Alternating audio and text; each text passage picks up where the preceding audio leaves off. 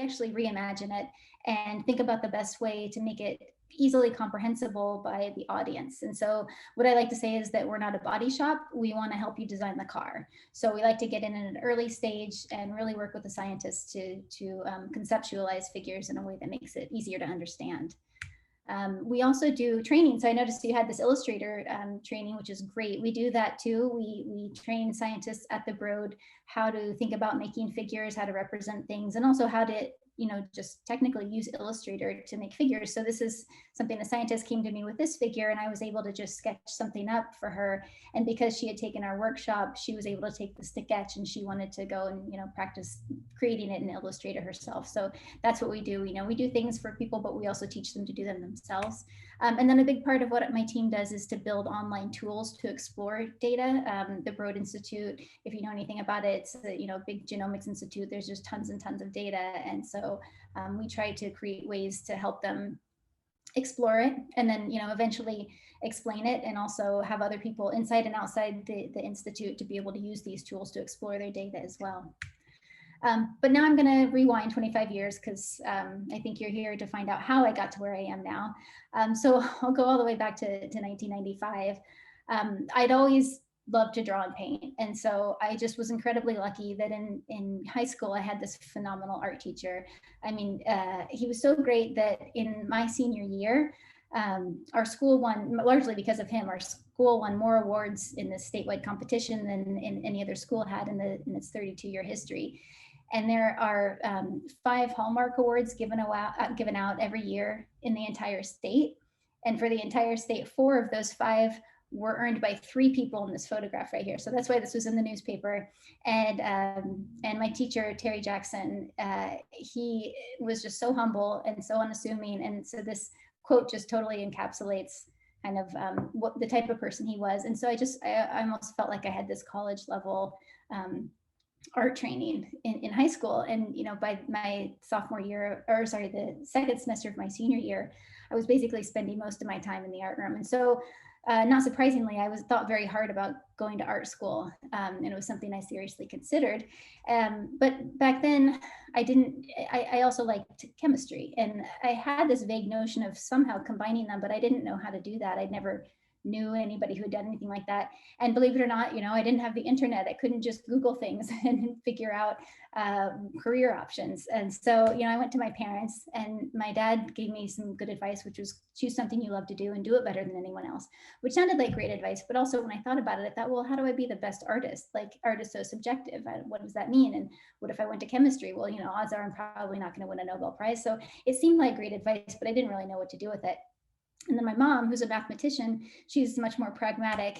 And she gave me this advice, which is to go study computer science, which was absolutely brilliant. But the only problem was I didn't really like computers very much. So it didn't make sense. But I did like chemistry. And so these are the sort of decisions I was making. And if I could have Googled Science Illustrator back then, I would have found a rich history of amazing science illustrators like Leonardo da Vinci and Ramon Cajal and Irving Weiss, who I think I have a picture of his from his archives on my wall. But I didn't know about any of these. And so eventually I sort of listened to my mom's advice when she said, you can study art anytime, but it would be nice to have something to fall back on. So I thought, okay, chemistry wins. And I went to Purdue to study chemistry. And I didn't know what I was going to do with that. Again, I didn't know much about careers in science. I sort of thought, I guess I'd just go to medical school. And so for the first 2 years of college, I just thought I would probably go to medical school. And then if I couldn't get into medical school, I'd probably just be doing acid-based titrations and foggy goggles for the rest of my life.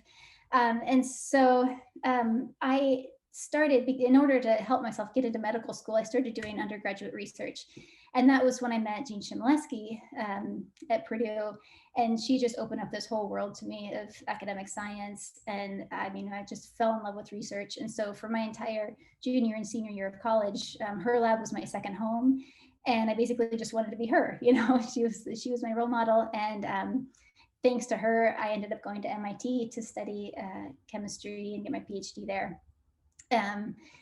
So I went off to my PhD program wanting to be Jean Chmielewski. And there all through college and all through graduate school and postdoc, I was always doing art. I was taking workshops at local community centers, or in graduate school, I went to a local gallery to do painting classes. I took a lot of classes at the Harvard Extension School in art and design. So I was always doing it on the side, but I was never doing science art. I was doing art and then I was doing science. I never really combined them. I never really thought to, because I'd never been in a lab where the PI actually hired somebody to make figures. It was just assumed that we would just make our figures ourselves, of course. And so it didn't even occur to me that there was a market for this at all. So, at night I did art, and during the day, and science was, as you know, just, I did a lot of experiments. Some of them worked, most of them didn't. I met a lot of my closest friends who I'm still close with today, and all around it was a pretty good time. And I still wanted to be Gene Chmielewski. So I went on to do a postdoc at the Scripps Research Institute, and continued studying glycobiology there. And around the time when I was a postdoc, the recession happened, and that was one thing. But also, even before that, I think we were all starting to get the idea that it wasn't just competitive to get an academic position, which we knew it absolutely was. We'd always been told from day one, if you don't get a Cell, Science, or Nature paper, forget about it, which isn't really true. It makes it easier if you have those, but it certainly isn't impossible without them. But we had the sense that, it's not just competitive, but actually there seems like there are way more postdocs interested in a position than there are academic positions. And so there was this is much later, so I didn't have this data at the time, but there's this piece written in Nature Biotechnology. And this plot, I think, summarizes it really nicely, where if you look at the dotted lines, these are, the blue is the annual PhDs awarded. So these are the numbers on the right-hand y-axis. And then in peach are the annual new faculty positions opening. So you can see there's a bit of a disconnect. And if you look at the cumulative PhDs awarded over time, you just see this widening gap. And then it stands to reason that if there are that many PhDs, not everybody goes on to do a postdoc, of course, but we're seeing kind of a buildup of postdocs as well. So I just had this sense that, maybe I should start thinking of other options. I even did, in the end, apply to about 25 schools, which I know is actually not nearly enough. It's so competitive, that's not enough to get a job. And so I think maybe having applied to so few should have given me some clue that maybe my heart wasn't really in it anymore. But in any sense, I think a lot of the people that I knew, we were all considering other options. And I don't know what it's like now. Notice here that this kind of leveling out and coming down. I haven't done research on them, or I don't want to suggest that it's all doom and gloom. And certainly people are getting academic positions. But it doesn't hurt to consider other options. So I was, and now I had Google and I had the internet, and I wasn't 17 years old anymore, and I could actually call people on the phone and talk to them. So I started doing some research, and I identified some people who actually did this job. And like I mentioned before, I noticed that there wasn't one path to this. So the first person I talked to was Graham Johnson, who had gone through a very traditional medical illustration path. He was, an artist by training. He went through the Johns Hopkins medical illustration program.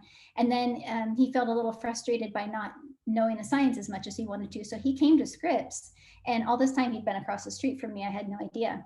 He came to Scripps to get a PhD in cellular biology. There was a lab that actually did molecular visualization, so it perfectly dovetailed with his interests. And now he's very successful. He works at the Allen Institute for Cell Science, making these 3D cell models. So he was an incredible resource to have at the beginning. I talked to him. I also talked to Janet Iwasa, who's a 3D animator.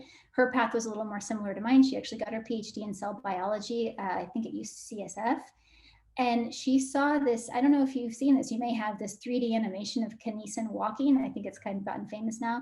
So Graham Johnson actually made that, and she saw it and was inspired by that to go into 3D animation. And so she actually went to this program, an animation school in Hollywood, where most of the other students were way younger than her, and they were studying 3D animation to go into gaming, but she was studying it to go into science illustration. And so she went through that, and she ended up doing this. She got this great funding from the NSF to do a postdoc at Harvard that was to do this, basically, to do 3D animation. And now she's at the University of Utah. So she's had a very successful career. You can look up her TED Talk. She's awesome. And then I talked to Nicole Rager Fuller, who went through the program that we were talking about beforehand, the Santa Cruz. It used to be Santa Cruz, now it's Cal State Monterey Bay. And they have a really famous 2-year master's program for science illustration. And she went through that and then just built a really successful freelance career. So you can find her at Seyo Studios is what she calls it. So I talked to her. I talked to Glenda Lee Mahoney, who also went through that same program, but she ended up getting, rather than going the freelance route, she became an illustration editor at the Annual Reviews, where she still is now. She's a senior illustration editor there now. So different paths and different outcomes. And it just really made me see that, wow, this is a career that people have. I really didn't know before this. And there's not one way to get to it. So one piece of advice that I got from some of them was, you know, you should just do it and just, you know, try it. I'd made figures for myself. I've made figures for my lab mates, you know, it's kind of where you start. But I noticed that Scripps had this news and views that came out every, I don't know, a couple of weeks, every month or something like that. And they would be just kind of recent advances from the labs at the Institute. And there would be like a picture of the researchers, but nothing else, just text. And so I thought, well, what if, you know, what if we made illustrations to go with those too? And so I approached them about it. And they were perfectly happy to let me go ahead and volunteer to do that. And so I will say that in general, I don't really recommend working for free. You know, in general, it devalues your own work, it devalues everyone else's work. But the reality is a lot of people start with a little bit of that. And I felt like it was okay because it was my own institute. I was volunteering for my own institute. And also they weren't going to hire anybody else to do it. So I certainly wasn't taking this job away from anybody else because they were perfectly happy with the way things were without illustration. So this was just my chance to kind of play around, and it did two really important things for me. One was that it gave me deadlines because they had to put this out at a certain time. So I had to finish the illustrations at a certain time. And I was still working as a full-time postdoc and doing this at night. So to have the motivation to actually do this, I had to have deadlines. So that was really good. And then by doing these, it actually gave me enough of a, you know, little portfolio to make a website. And, you know, I look back at these now and I remember I didn't even really know how to use the software. Like I'd only been drawing and painting this whole time. And now I'm trying to use Illustrator and Photoshop. I didn't really know what I was doing, but it was enough to make a website and try to get it out there a little bit. And that was key because somehow, by some stroke of luck, a local biotech company found my website. And they just happened to be desperately searching for a science illustrator because it was a company that made reagents for stem cell research. And they had this poster they had to go to a conference with.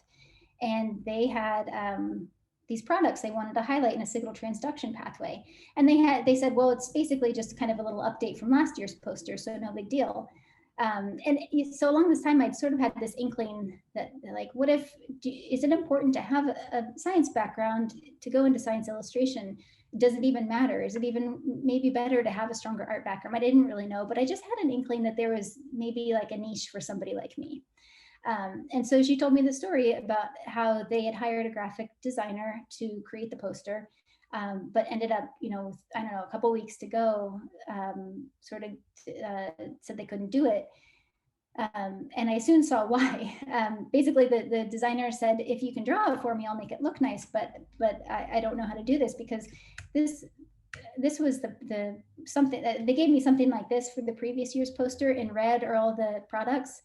The current year poster was like 40 products, and the sort of information that I had to work with was these figures. And so basically I had to go back to the primary literature and do a ton of research to try to figure out where all these things were and where they went, and also do it within a span of 2 weeks. And so I did it, and they were happy with it, and it just gave me a huge amount of confidence that maybe there is a niche for someone like me. And I don't know how big it is, and maybe this was the only one, and I have no idea. But it just gave me enough confidence to think I'm going to go out and I'm going to try to pursue this. But the other thing I did, which I think is worthwhile, the Scripps had a career counseling office. I think most schools have these now, and so I went to see what they would have to say. And I'm curious how many people know about this, but basically they gave me a book about the Myers-Briggs personality test and told me to take it. And so I did, and I made my husband take it. I had just gotten married like a year before, and I made him take it too. And we read the book about, basically the book told us an ENFP should never be together with an ISTJ because it would be a disaster. And it was so eerie because it outlined every fight we'd ever had in gruesome detail, and it was just kind of shocking. But all this to say, we've been married for 11 years happily. We have 2 kids. And so I want to point out that this test will put you into one of 16 categories. And it can be really helpful for kind of understanding yourself a little bit, understanding what your motivations are, things that'll make you happy. It really is, it was very eye-opening, but also it's not the end all be all of who you are. If it doesn't say you should be something, that doesn't mean you shouldn't be that thing. It's a tool. But I think it's worth doing, I think, if you don't put too much stock into it. So then I thought, if I'm going to do this, I should probably get some credibility. I didn't want to do a master's program, and I'll talk a little bit about those later. There were definitely master's programs, but I'd already gone through a postdoc. I couldn't afford to do these master's programs, nor did I want to spend that much more time in school. But UCSD had this extension program, and they had a certificate in digital design, and I thought that would be good. Basically, it taught me some graphic design skills. Mostly, it taught me how to use the Adobe programs, which was valuable. It taught me skills. I learned how to use Photoshop, so I was able to put myself into this Caravaggio painting. But in the end, it didn't help me get a job. I don't think having that on my resume actually really helped that much. I have applied to numerous jobs over the years, and I think people don't really know what to do with me. And I think they're looking for people who have come through a more traditional pathway, like master's programs in science illustration, which are able to place people to some extent too. Some of them come with internships, which gets your foot in the door somewhere. So this was not that. It did have some value, but not in finding me a job or helping me to get a job. So instead, what I decided to do was I got the idea that teaching would be a good way to kind of support myself while I tried to get the business off the ground and try to find a job. So I spent 3 years as an adjunct assistant professor at the University of San Diego, teaching chemistry and biochemistry. And this ended up being kind of like a beautifully mutually beneficial thing, the teaching and then doing the art on the side. It was really great. I would make little illustrations and animations to help my students understand things better. And I got to relearn a lot of chemistry that I'd forgotten in a way that was kind of more exciting for me. So like you always learn, everybody learns about Lavoisier and the law of mass conservation in general chemistry, right? But what we weren't taught was that his wife, the way that he was able to make this discovery was because his wife was multilingual, and she would translate papers from other languages for him so that he would understand what else was going on. And he was able to communicate his amazing discovery because she was a very talented science illustrator, and she would draw his experimental apparatus in crazy detail. And that was how he was able to communicate the findings. And so I really had a great time teaching. But then, let's see, I was starting to get more work. One big project that I had was with Kathy Drennan, who was, she's faculty at MIT, and she was on my thesis committee. And so if there's one thing I can stress more than anything is that if you decide to do something different, tell everybody what you're doing, because it was the network that I already had that was really valuable. It wasn't going out networking and trying to meet people. It was really the network that I had that created opportunities for me at the beginning. So I told everybody. And so Kathy Drennan found out about it, and she had gotten some HHMI money, and she was developing a training for like a diversity training, and she needed materials for it. And so she hired me for that, and I did these drawings for her, and we worked well together. And so then she hired me for this much bigger project, which was behind the scenes at MIT, which you can still find. It's basically a series of 2-minute videos where a graduate student, postdoc, or faculty member at MIT would talk about their research in a way that a general chemistry student could understand. And they wanted animations and graphics to go along with it. And so I made those for tons, I don't know, a dozen or something of these videos. And so it just gave me a huge amount of work very early on. So that was really a stroke of luck. And that kind of sustained me a little bit during the time when I was teaching. And then And then my work started to pick up a little bit more. So by early 2013 or mid 2013, the work had really been picking up. I had now had an 18-month-old son, and I was still teaching. And so even though I felt like I was doing everything kind of poorly, I was still falling asleep at my desk every night. And so it got to be a bit much. And so my husband and I sort of sat down and we figured out that looking at our finances, if I could bring in a certain amount of money every month, which basically amounted to like a graduate student stipend, then we would do fine if I wasn't teaching. So I made the hard decision to stop teaching then, and started focusing on the freelance a little bit more. And so then to do that, I thought, well, now I need to really, really market myself and start making a lot more money. So this was my plan for marketing. One thing I did was I spent a whole bunch of money on a list of addresses of biotech companies, and made this mailer and mailed it out to all of them. I also made this long list of academics who I thought I'd be interested in working for, people that I admired, and I wrote these very detailed emails to them about why I thought their science was cool and what my background was and what I could do for them. And I thought, won't they be so glad to meet me?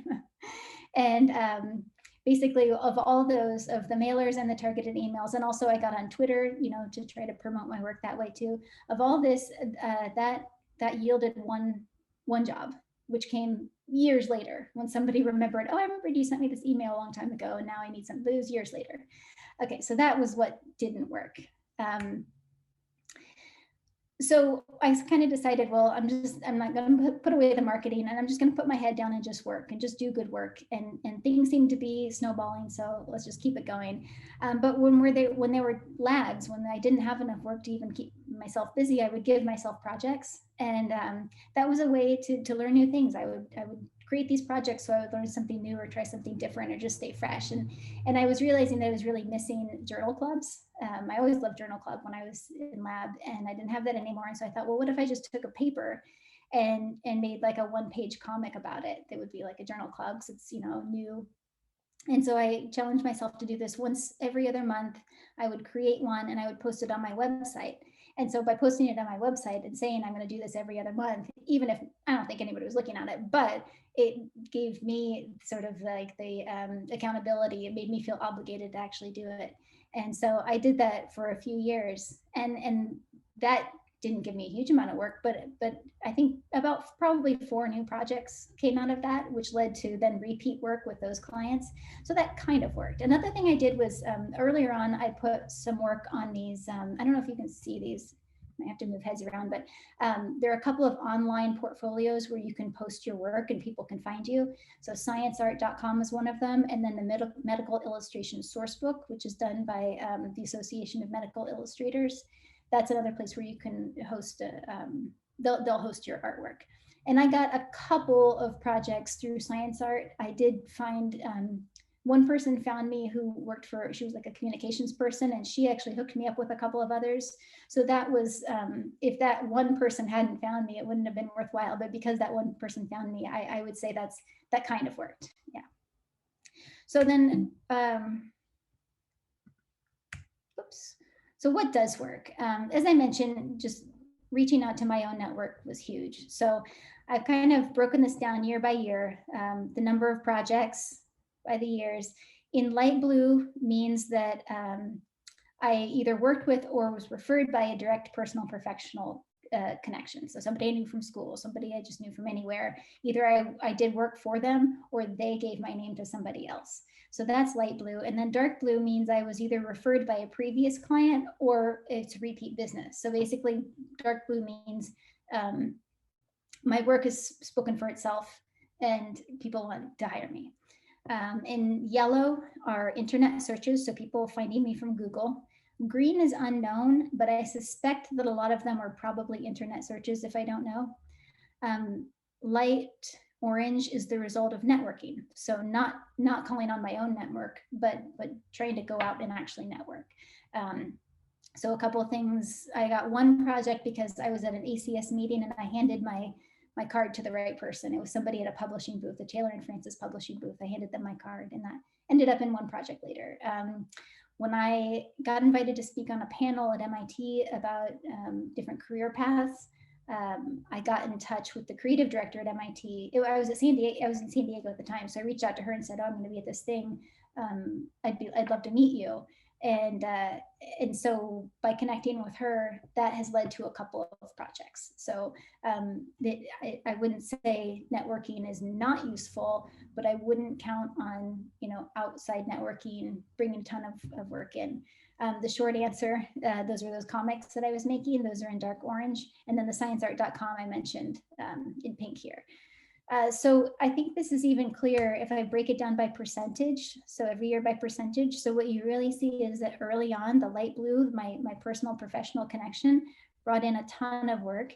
And then as the years went on, you see that waning. And what's really picking up is just the repeat work. Or being referred to somebody by a previous client, or that client hiring me again. So what I would say is the most important things are to tell everybody you know about your plans, and people will come out of the woodwork. I mean, I really was so surprised because, like I said, I'd never been in a lab that had hired an illustrator before. So I was surprised that there was such a market for it, but people really will come out of the woodwork. And then just do good work, so make sure that people will want to hire you again. And then with the internet searching, just make sure people can find you. So I think I mentioned I use Squarespace, and I never knew anything about search engine optimization, but people have been finding me. People have told me they've typed in science art, or they've typed in science cover art, and I come up pretty high. So I would recommend Squarespace. I don't know what the other ones are like. I haven't really done the research, but it's worked out pretty well for me. So let's see. I've got about 6 minutes left. I'll just kind of rush through these. I was just going to talk about how about a third of my work has been cover art. And so cover art's really fun. You get to explore, different styles, and, you can be pretty creative. So, I've explored 3D styles. I've explored, using modern art as inspiration for covers. And, you can just really get creative. Some of them are, quote unquote, hand drawn on an iPad. And I've made about 70 pieces of cover art. However, slightly more than half of them were not chosen for cover art. So I don't know if you've ever tried to get cover art before. Certainly not guaranteed, and it's not always easy. And so this looks like a cover, but it's actually just a mock-up. This was not chosen. This one about tunable fluorophores was not chosen. I mean, I could go on and on with the rejections. And I am no stranger to failure. I'm not intimidated by failure. I have no problem. I feel like failure is just a way to grow. And, I believe what Bobby Kennedy said, only those who dare to fail greatly can ever achieve greatly. Totally agree. And I do think I learned something from every piece, and I have these pieces now. However, the problem is that people were paying me for this. And so, I took that very personally. I felt like, they're paying me all this money for these failures. And I just didn't like that. And so I turned to, this other quote: failure isn't fatal, but failure to change might be. And of course, when you don't get something you want, the natural thing for a human to do is go, oh, well, I didn't want it anyway. But I did really start to think about, is this really what I got in it for? And I think what I was coming up against was that my lack of a formal art training was showing a little bit, because I think if you want to be a cover artist, I think it's worth getting that formal art training, tons of practice, and having somebody to critique you. I never really had anybody to critique me, because I worked with scientists, and, I got onto Instagram just hoping I would find this community of scientists, or community of illustrators that could help me and could critique my work. And I didn't really find that to be, that's just not what that's for. And I even, the woman I reached out to, the MIT communications director, I thought, maybe she could be a mentor. Maybe we could find somebody to be a mentor who could serve that purpose, but I never really pursued that. And so I just had to think, well, am I going to try to be a better artist in this way? Or am I going to get back to my roots? For the reasons that I really got into this to begin with was to be somebody who could help scientists communicate with other scientists. And that means, being able to read manuscripts and actually, improve the way that these things are communicated among them. And I also thought back to my dad's advice, which was to do what you love and do it better than anybody else. I had sort of a very one-dimensional view of him when I was 17 years old, but thinking back, it made more sense because he was a lawyer, and he did a variety of different types of law, but eventually he got really good at workers' compensation. And so went from Indiana, tons of factories, so tons of work there with workers' compensation, but he just kept his head down. He did good work, and word started to spread, and he would travel all over Indiana doing these workers' compensation. He never had a TV commercial or a billboard. He just kept his head down and did good work. And that's really what he meant. You sort of find your niche, and you do good work, and people will ask you for more of it. And so I started to kind of, at this point I was able to be a little bit more choosy. I was getting more work then. And so I tried to choose more projects that were based around figures. So a scientist can come to me with a figure like this, and I can read the paper and I can understand it, and then I can come up with something like this. Or somebody came to me with this figure, and it's clear that things were pulled off the web. They're trying to compare 3 different ways of doing something, but the representations are all completely different, and you don't even realize you're comparing 3 different ways to do the same thing. And so, I can make something like this, which just makes it a little bit quicker. It gives the audience the answer a little bit faster. It just makes less work for the reader. Or, there's a saying in graphic design that when everything is bold, nothing is bold. So you look at a figure like this and you're not really sure what to look at first. And the whole point was that, the client wanted to show that there are cis and trans interactions at the membrane. And so, I could take those and I could understand what they wanted to do and make a figure like this for that. And I just enjoyed this so much more. I always just loved to draw. So, so I just started doing more and more work like this. And then in 2019, I was invited to give a talk at Rice University. They had this visual communication symposium, and they invited me to be a speaker there for it. So I went to talk about it, and I knew, so this guy in the red sweater, that's Bang Wong. He's the former creative director of the Broad Institute. And I certainly knew of him, and I was excited to see he was going to be another speaker, and I was going to get to meet him, not realizing that it would be totally change my life. And when we met, he told me about this group that he was starting called Pattern, and he was looking for somebody like me. And so this is my group now. He's since moved on to Novartis, but so I was very lucky to meet him when I did before he left. And so we started working together. I just, on a freelance basis at first, and then he recruited me to come and actually join the team. And so now I get to do things like experimenting with figures, and I just love making figures.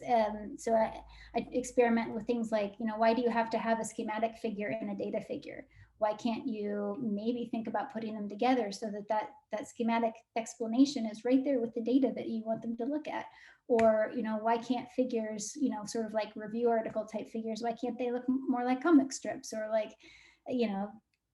why do they have to look like the way they always look? Which is not necessarily bad, but, could we think a little bit further about what they could be? And I always love this shaker design philosophy, which is don't make something new unless it is both necessary and useful. But if it is both necessary and useful, don't hesitate to make it beautiful. And so just a little bit more about Pattern, who we are. So this is right off of our website. So these are sort of our values. And when we're looking for team members, right now we're actually hiring somebody for UI UX for these sorts of online tools that we make. So the first thing is, right now it's just skills in specifically UI and UX. But in general, the main thing is excellent work examples. And when I asked my coworker, the senior visual designer on my team, when you saw my resume, did the certificate in digital design, was that a throwaway, or did that have any bearing on what you thought? And he said, no, you passed the portfolio test, so you didn't think anything of it. And so excellent work examples is the main thing. The ability to lead meetings with scientists, so you don't have to have a science background to be on our team at all, but an ability to be able to have those conversations. You don't have to have a background in science to have a conversation with a scientist. And frankly, sometimes I think I suffer from what's called the curse of knowledge, where sometimes you know too much, and it would almost be better if you could put yourself into the shoes of somebody who didn't know it. Also the ability to be a great team member, and then just, passion, curiosity. And something I didn't realize that they valued before was side projects, which I've always done, like the short answer. And I've always made these projects for myself, or I got into stop motion animation for a while. And I think it just shows that it's something that you're passionate about. Resource, wait a minute, I had a day-to-day. Where did I put it? Didn't I have, oh yeah, I went over this one. So you wanted to know sort of what the daily work was like, goals and challenges. So basically on a given day, I'm doing one of these 4 things, which is research, reading manuscripts, understanding what they need, conceptualization, iterating through several designs, thinking about how to represent certain things, how to put a figure together, and then meeting with the scientists, building relationships, understanding their goals and challenges, feedback, et cetera, and then execution, bringing it to publication quality. So on any given day, I'm generally doing one of these 4 things.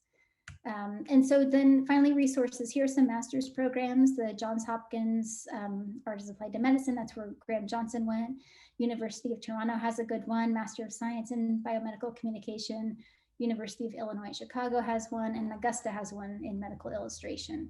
I mentioned Graham Johnson and Janet Iwasa. Those are great people to check out. Other people to check out, Anya Hupalowska. She's also an illustrator at the Broad.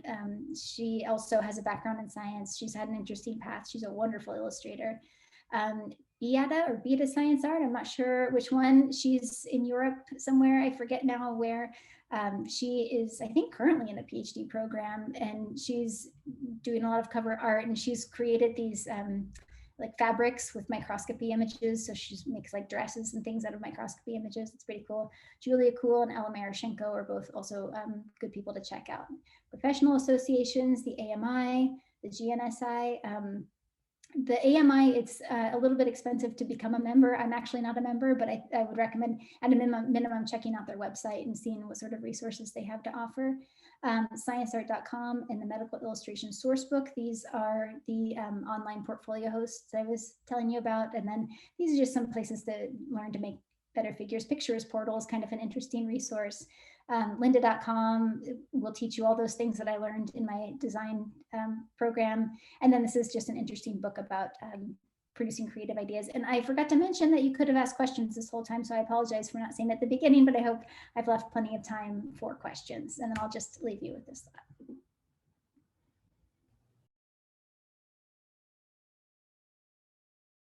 That's a great question, and that's why I think I had to be recruited a little bit, because I was pretty comfortable doing what I was doing. But what I really missed was having a team, and like I mentioned, getting feedback.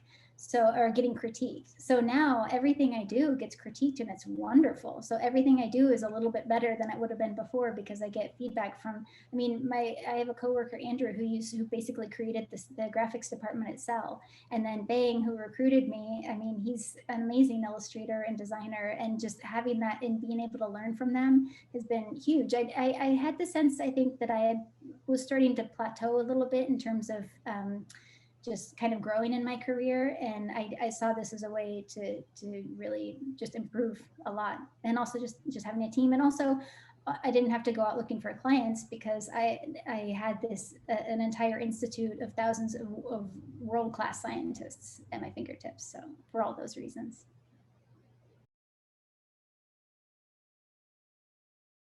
I do. What do I base that on? Our team actually, we basically get paid by the scientists who hire us within the institute. So it doesn't necessarily come directly from Broad. And right now we have more work than we can handle, and we're hiring people. So we're in a pretty good situation right now, and we don't really see that. Changing in terms of the need. We feel like there's still a pretty big need for it, and it's a young group. Pattern only started about a year and a half ago, so I started kind of close to the beginning, but we really see a pretty big market for the work that we do.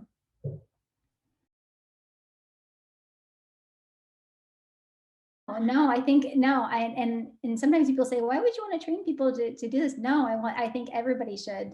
And I think lynda.com is a great way to learn Illustrator. I think there's a book called Slideology by Nancy Duarte, which is all about making better slides. the picture as portal is great, is a great way. And I think it's like, I want to say it's like $200, $250, but it's the kind of thing that if you could talk your PI into it, then the whole group could use it. I think it's really valuable. No, I think, yeah, if you're up for it, then do it. I think I'd love to just see the bar raised across the board.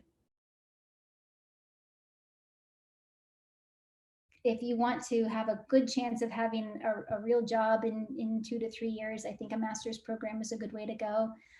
If you want to do the freelance route, you know, everybody sort of has their own comfort level around that.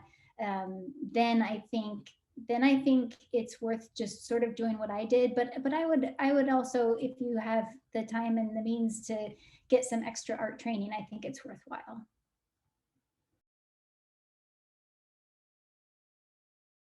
I have not seen any other examples of groups like Pattern. I hope that they'll start to pop up more and more.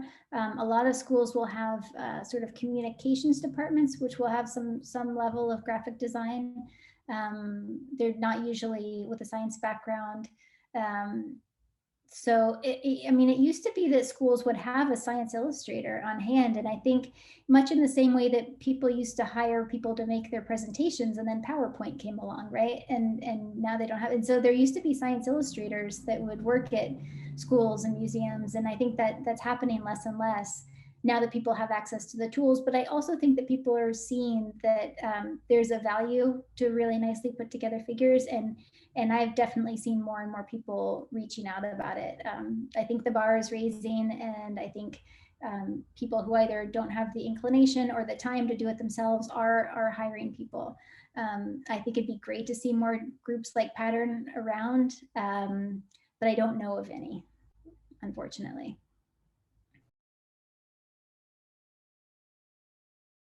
GAG, Graphic Artists Guild Handbook. I think they come out with a new one every year, and that helps you sort of price things, what makes sense to charge people. And you know, you can decide to charge by the hour. I decided to charge by the hour because every project is so different. And that's kind of worked out well for me, but it's always been tough because I historically underestimate how long something's going to take and then get underpaid. So another really good resource, learn about negotiation. I think there's a book called The Art of Negotiation or something like that. That is worth looking into. That's something I was never very good at. And then just, you know, keeping the books. I use QuickBooks, has a like self-employed version that's always helped me keep sort of finances in check. I got an LLC, which is worth looking into. You know, business insurance, that kind of stuff. You know, you kind of find that stuff online. But yeah, I would definitely recommend reading a book or doing some reading on negotiation skills. That will help you in your freelance business. I totally understand how you feel, and I totally still get imposter syndrome. And I look at other people's work and I'm like, oh, I've been doing this for 10 years, but that's so much better. You're always going to feel that. But what's really nice about working for scientists, more than, you know, if I was in some like advertising firm or something like that, is scientists are like, it doesn't take much for them to be like, wow, this is amazing. So I promise you that will happen to you too. And I mean, you saw the ones I did as a postdoc, they were not outstanding. I'm not gonna say they're bad, they're fine, but you know, you grow, you just continue to grow. And scientists will be happy to have anything more than the thing they put together in PowerPoint. Well, this was so great. Thank you so much. I can't express how happy I am to have you here, and happy for participants that joined and engaged in questions as well.